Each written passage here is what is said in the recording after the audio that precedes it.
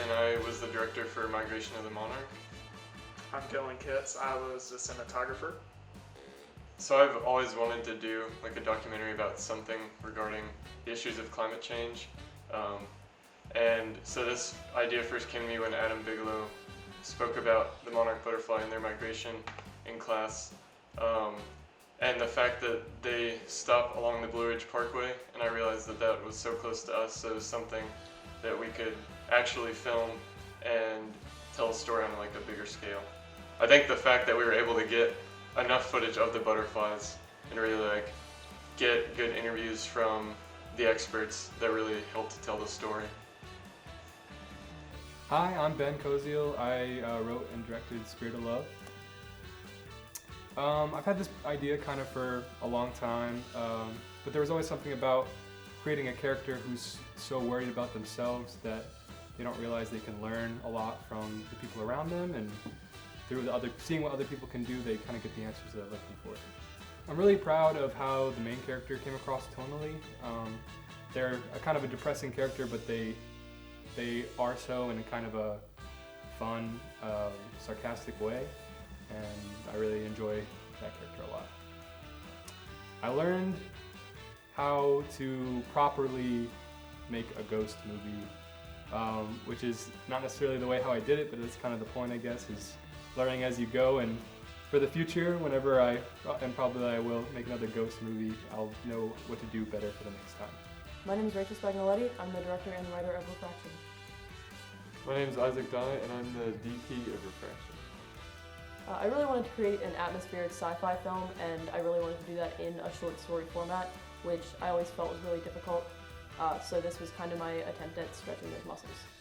I found it really hard to create a realistic looking spaceship on a student budget, and also creating an astronaut helmet that we didn't actually have. So it was a lot of problem solving of figuring out what we could do to make that look more realistic. And I think we actually figured out a pretty good solution. I'm really proud of the fact the film actually got finished, because there were a lot of issues with getting the edit done. We lost a lot of the footage, and we had only one export to work off of. So I'm really proud that we actually were able to pull it together and get something made for this. I'm proud of the fact that we were able to sell the spaceship gag pretty decently. I learned how to write an immersive sci-fi story in under 5 minutes, which I always thought was really hard, and I actually managed to do that, so now I feel a little more confident writing that kind of stuff. Say what you want. I learned that a skateboard doesn't always make the best dolly. I mean, that is a good You're indeed correct. We definitely could have just... Okay, yeah, let's cut. What's up? I'm Blake Kinsey. My film is Breaking and Entering.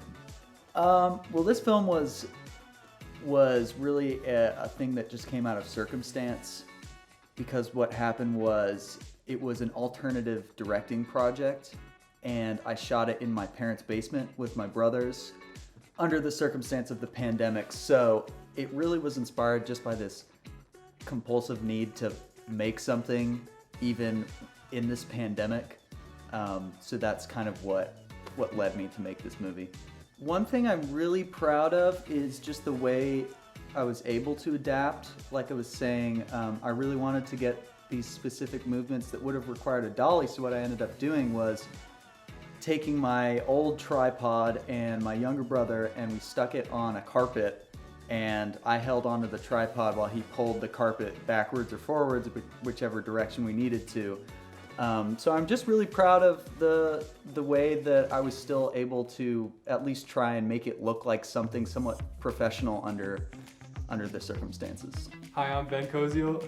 And I'm Isaac Dye. And we co-directed Jerry. The most challenging thing about Jerry was probably the way we shot it. We shot it like kind of found footage-y, but like a lot of whip pans, and figuring out how to cut the shots I feel like was a really difficult part of that.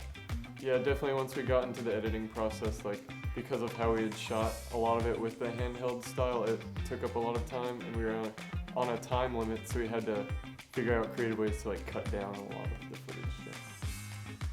So. I think the use of whip cuts, I think, really helped us cover a lot of ground in terms of cutting time.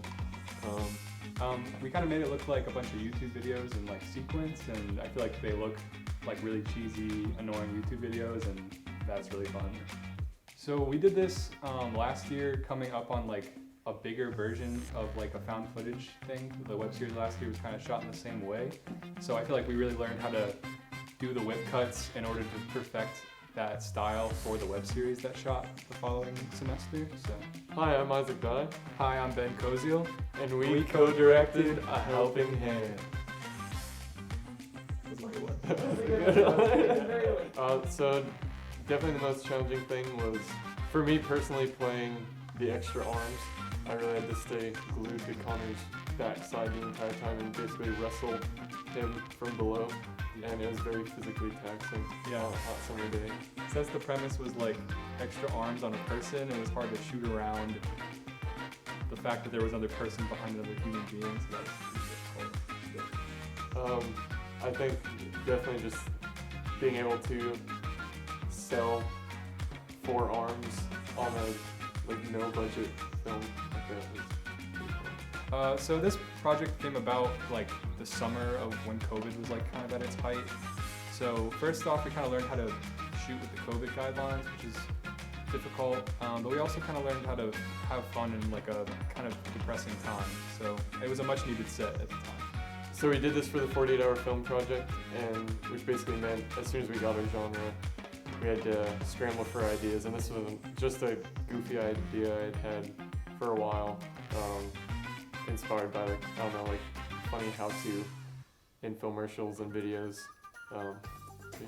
We had to combine like horror and comedy, and I feel like it combines them in a very specific way. Yeah. But My name is Haley Smith, and I'm the director and producer of Dollhouse. My name is Griffin Watson, and I'm the DP for Dollhouse. The first time I saw Rosemary's Baby, the guy who wrote the movie, well, the 2 guys who wrote the movie for me, mentioned that in an interview with Roman Polanski, he designed the apartment in that film to look like Rosemary was a doll in a dollhouse, and that just really inspired me to like want to make a story about a girl who was a doll in a dollhouse. I think the most challenging part of the film production was probably adapting to the location, like not being able to go in before COVID and just having to figure it all out when we got there for the first time was a really big challenge for our team. What about you? Yeah, I mean, and working in that, because we shot at the B&B that we were living at as well, and it was a small confined space, and the crew was cut in half because of COVID. So, like, the way that the process worked on set got a little jumbled sometimes, because I would set up the camera, and then I would have to set up lights as well, because we didn't have gaffers or grips. So I would be outside the house, freezing my butt off, trying to put up all these lights, and then I would come back in, and creative decisions would be made to where the camera would change, and I'd be like, oh man, I gotta go back and change all the lights again. But like, it became kind of a communal thing after like maybe a day or two, where creative decisions were made in a way where it was very, everybody was basically on the same level and pitching in a way.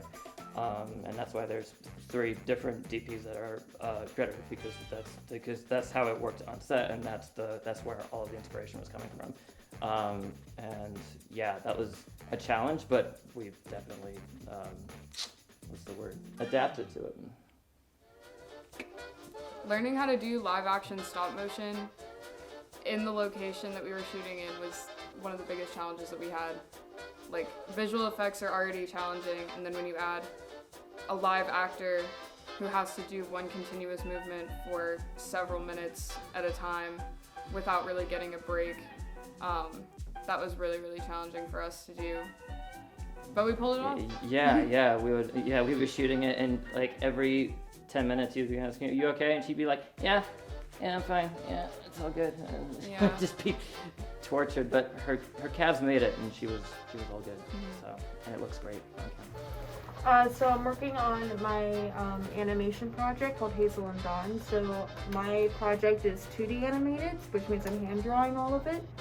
So I'm working on this scene right now where this character, Dawn, he's snapping his fingers and a book magically appears in his hands.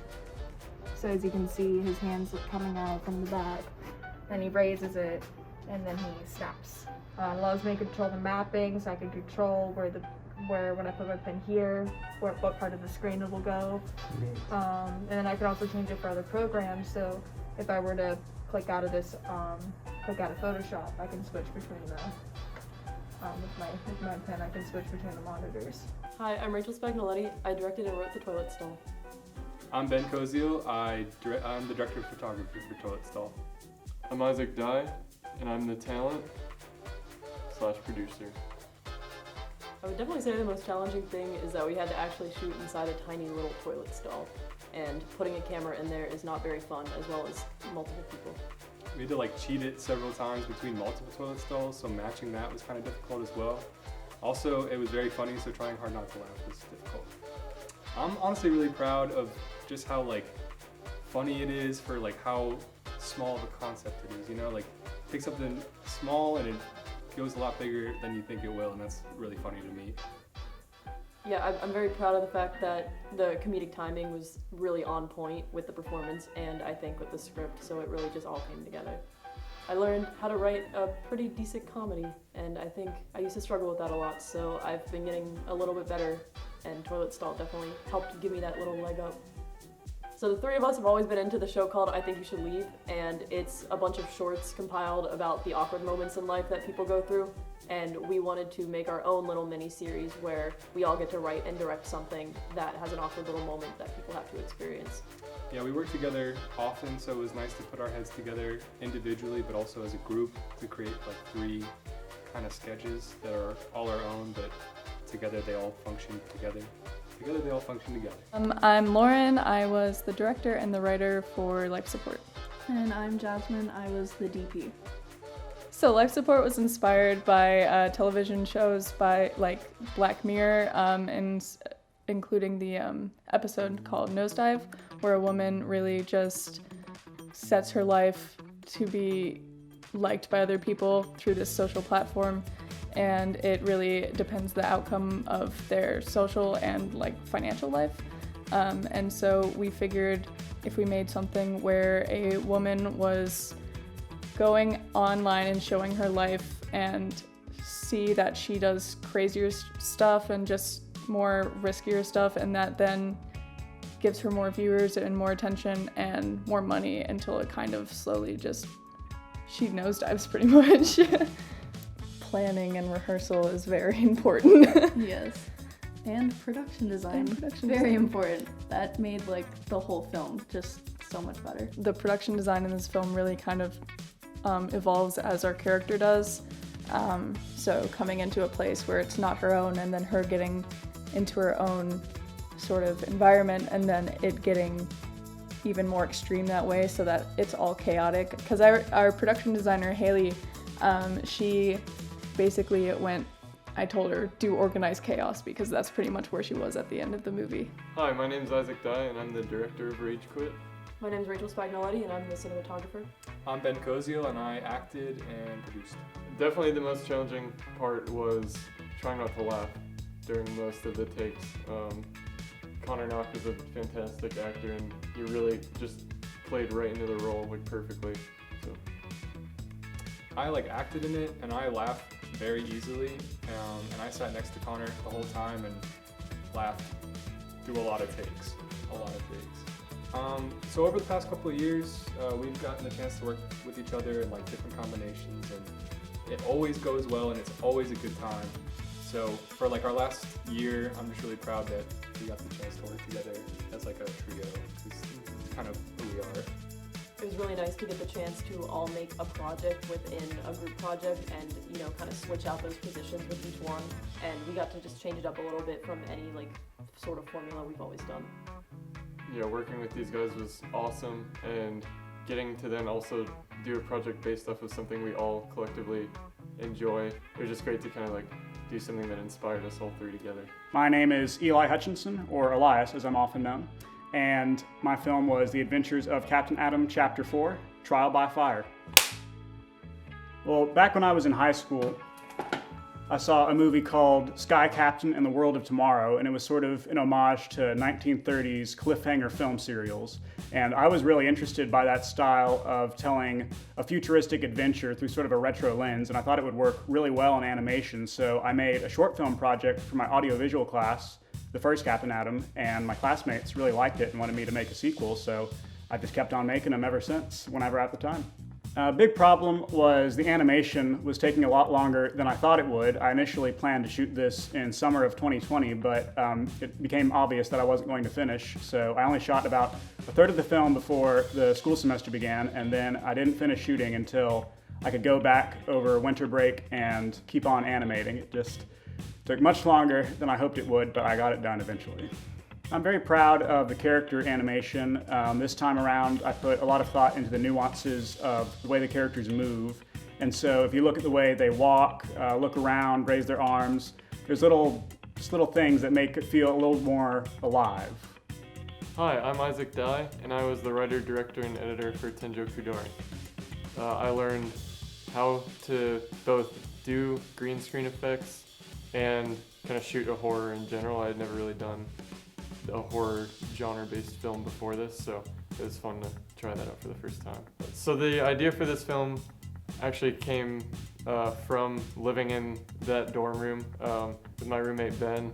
I'd always just joked about like crawling on the ceiling to scare him, and so then the idea just kind of evolved out of that, where I found like a Japanese monster that kind of literally meant to come down from the ceiling, so just based the whole story around that.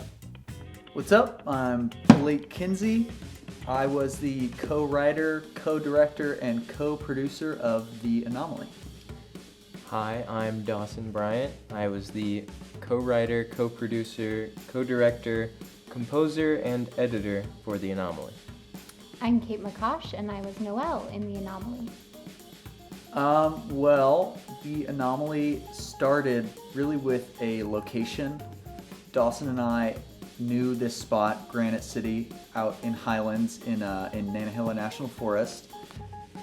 We knew that it's this beautiful spot, kind of out in the middle of nowhere. It's very mystical, and we just wanted to make a movie there that kind of emulated that space well, and so that's where it started, and that's where the writing process began, was with this location in mind. The rain was a big issue. Our first day of shooting, we did not expect it to rain, but it did, and we had to carry all the equipment up the mountain. It's like probably like a 10-minute hike, but it's like straight uphill, and with a bunch of equipment, it's very exhausting. And then once we got it up there, it started raining pretty badly, and we had to call it for the day and then come back down with all the equipment, and everyone was miserable, but they did very amazing.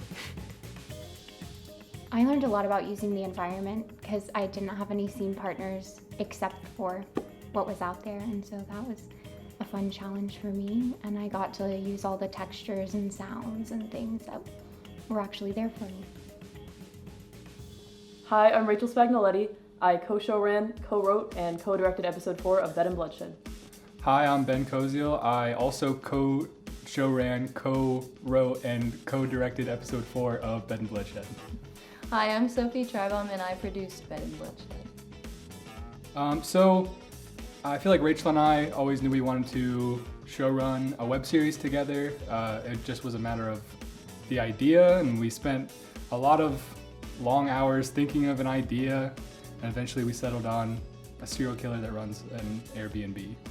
I think for a while we really wanted to make something that just spoke to our genre differences, and we really liked the drama aspect of TV shows as well as the comedy, and I think we have the exact same sense of humor, so we knew that this was probably the best type of show to make together. Yeah, our original location fell through, and that was kind of hinging the entire production, so we kind of had to scramble to find a new one and rewrite the show according to our new location, which is pretty difficult, but we got it done. I'm proud of the fact that we made a full series. I think that's a really big accomplishment, and it seems very impossible from an outside perspective, and I thought it would be impossible to begin with, but seeing how it was made the year before there was another series made, and we were able to work on that one, and I think it really helped us out with figuring out what to do when show running this time around. I definitely learned how to, delegate and how to, work with so many different groups of people at the same time that it almost became a little bit, just head splintering, and you had to problem solve all the time with different people and just figuring out, who to go to about what and, how to get deadlines done with a group of people rather than dumping everything on yourselves, I think is a really big thing that I learned myself. I think it was interesting to learn how TV works in comparison to film because I had never done anything like that. And so I think that knowing all the differences is extremely helpful. So my name is Brian Thomason, and I'm the director, writer, editor, and cinematographer of Ben's Pen. Well, the main thing that inspired this film was just old film noirs from the 50s and B-movies and things like that. So I wanted to make something that was taking itself way too seriously for what it is. I learned to go visit a location before filming because I planned on filming somewhere, and then I went to film there and the location was basically missing. Someone tore it down. My name's Josh Lale. For positions, various editor, director, photographer, gaffer, and the title of the documentary is Enough. The inspiration for this was behind the two people who worked on the doc with me, Mason Faulkner and John Esposito. One's a basketball player and one's a football player. And we were thinking of a documentary to shoot, and we were going to focus it on how COVID affected the athletes. But about 2 weeks into production, those racist videos came onto the WCU community, and they told me that a lot of the athletes were very upset about what happened and that they were planning a movement on campus that ended up becoming a march. And we figured that would be a good thing to try to interview and document. So they talked to all their friends, and we talked to the coaching staff for the teams, and they were all on board. So we were like, let's do that. I was proud of because a lot of the athletes, whenever we weren't rolling, I would talk to them to try to get them comfortable in front of the camera, and I would just ask them how they were feeling and what were they thinking about and stuff. And a lot of them said that they were proud. Well, I'm proud that they felt proud because they said they had a voice that wanted to be heard, and they felt like this documentary was a way for their voice to be heard throughout all of campus. So I'm glad it's that controlled chaos, because a lot of them, especially after those videos came out, they had a lot of anger and hatred for what happened, rightfully so. So I'm just proud that this is allowing their mind to be heard. I am Drew Stoddard. My film is Superboard, and I was the producer for the film. The most challenging aspect was probably the focus, because we use this 1950s anamorphic lens, but it doesn't fit onto a modern camera, and so we had to use a lens that attached to the body of the camera with the anamorphic lens as close as possible to it, and we drape the black thing over it. So you can still see a lot of vignetting around the sides. Something that I learned. Well, it was my first time really being on a film set like that, and so I felt like I learned a lot about the ins and outs of how pre-production, going into production, and then going into post-production works, which is cool. My name is Griffin Watson, or Griff C. Watson, as the text knows, as the credits are, and I directed Last Call. I'm Jacob Dylan Kitts, and I was the director of photography. Joshua Russell dug up a script and tossed it at me, and he said, direct this. And I read it, and I really, really loved it. John DeVere Cooley, he wrote the script, and it was one of those scripts where every page had a twist of some sort. It constantly turned the table on the audience, and he wrote it, and me and him agreed that we would have a couple of rewrites on it, but it really didn't take all that long. It just took like 3 drafts, and we got to to what it is in the film. And I just loved the dynamic of it, and I loved how simple it was. And the actors told me like that they liked how it's a complete piece. That a lot of short films are kind of open-ended, or they feel like a scene within a movie that they'll eventually make. But this is just a complete thing where there's a beginning, middle, end, a lot of twists, and the comedy was always there, which I really appreciated. That there was always that kind of dark. What's the word I'm thinking of? Dark humor. Dark humor, yeah. It was pretty, dark and humorous. Haha, yeah. What are the most challenging aspects of production? Challenging aspects of production. I'll You're kinda enthusiastic go on this. about that, yeah. Oh yeah. So I would say the most challenging thing was when we was in pre-production, we was prepared to do it pre-COVID, and then COVID happened, so we had to really adapt, which involved wearing multiple hats on set. Yeah. Yeah.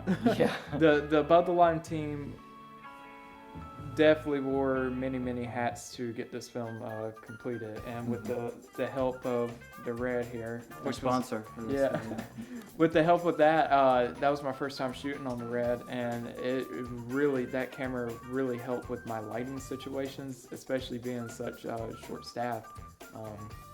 I tried to stay as natural as I could to save time and setup. Yeah, it was also helpful that we just had a beautiful mansion with huge glass walls that helped us out with lighting, and it didn't rain, thank God. And yeah, one of the challenges was that the day before set, we had to recast one of our actors because she had to leave for reasons of her own, and it was kind of one of the things where I was like, all right, we might not make a movie now, even though we're very much ready. But then Brooke Butterworth zoomed in, literally on Zoom, and she gave an audition. She said everything correctly, and she fit the role, and she saved our asses because we were almost not making something. So that was one of the bigger challenges. And locations, because I just put an ad out on Craigslist, and the second one that I got was this gorgeous mansion owned by an anesthesiologist. So one of the conditions was if we break anything, she'll put us under and never let us out. So it was a good deal. We got a bang for our buck. Oh, frick, remember our first location scout? Oh yeah. You want to tell that story, or you want, like? Well, it's not gonna make it in an interview, so Okay, we can all talk right, about it later. All right. It involves Russians, Google Translate, and 2 hours of not knowing what the hell was going on. So, that's a film in itself. Yeah. One day. Hi, I'm Jacob Dylan Kitts, and I am the director of photography for Sufferance. So what inspired the film? It was supposed to be a dream project for my digital cinematography class, and I was really wanting to dive into how humans deal with acceptance and rejection in their life. And I felt going into the psyche of one person's experience was a really cool concept. I'm really proud of how the visuals turned out. Definitely a challenge was trying to get the step printing to work on digital camera, but I'm really proud with how I was able to bring it into the software and manipulate it and really get the visual effects that I was wanting to pull off with this.